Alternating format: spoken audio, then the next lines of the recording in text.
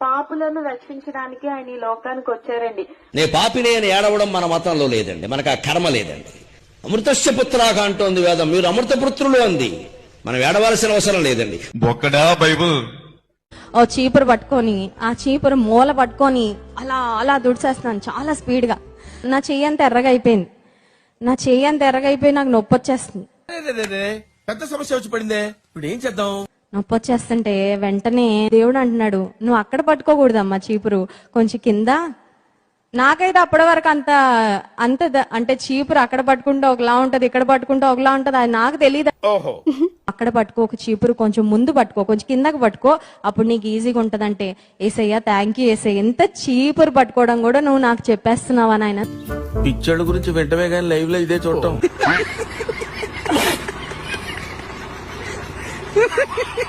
నాలుక అలా బయటికి వెళ్ళబెట్టి అలా గుడ్లు తిరిగిపోయి చనిపోయినట్టు బెడ్ మీద. చనిపోయిన శవాన్ని తీసుకుపోయి ఎక్కడేస్తారండి? శవాల కొట్లో వేసారు.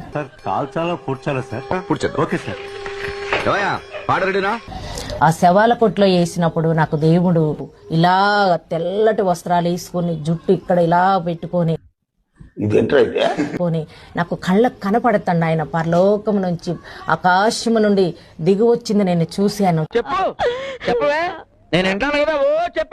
నా దగ్గరకు వచ్చి ఒక ఇండిషన్ అండి, ఇంతలా వుడ్ ఉందండి, తెల్ల మందు, ఇంత పొడుగు చిరంజీవి ఉంది, దానికి ఇలా వేస్తుంటే నేను చూశాను.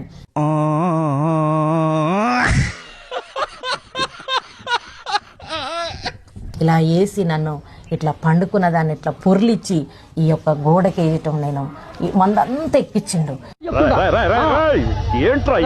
ఎక్కించి ఇలా అని నన్ను ఇలా వెనక చేయబెట్టి ఇలా లేపి కూర్చొని పెట్టిండు. దేవునికి మహిమ. హల్లెలూయా. ఈ బుర్ర తక్కువ గొర్రె పెట్టాలని నువ్వే కాపాడుదుగాక. మీరు చనిపోయారు, మీ ఆత్మ పరలోకం వెళ్ళింది, యేసు ప్రభు వచ్చి మీకు ఇంజెక్షన్ వేసి లేచి కూర్చోబెట్టాడు. మొక్క జరుగుద్ది. అవన్నీ నమ్మే ఉంటే నీ ఫేస్ లాగే నువ్వు ఏదో కన్నాలేసుకు బతకాల్సి వస్తుందిరా. అట్లీస్ట్ మినిమం 5,000, 10,000, 2,000 రూపాయలు అందరు అందిస్తేనే ఈ పరిచర్యను ఘనంగా ముందుకు సాగించగలం. ఏదో విధవరాన్లు, కూలి పని చేసుకునే వాళ్ళు, అలాంటి వాళ్ళు కనీసం ఒక 2,000 అయినా ఇవ్వాలి.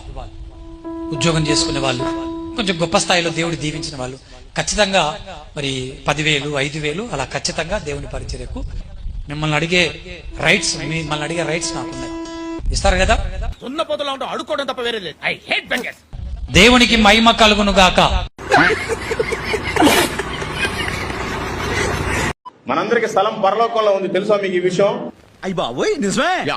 కానీ దాన్ని మనం కొనుక్కోవాలి వెలపెట్టి. ఓన్లీ 2,400 కిలోమీటర్లే ఉంది పరలోకం.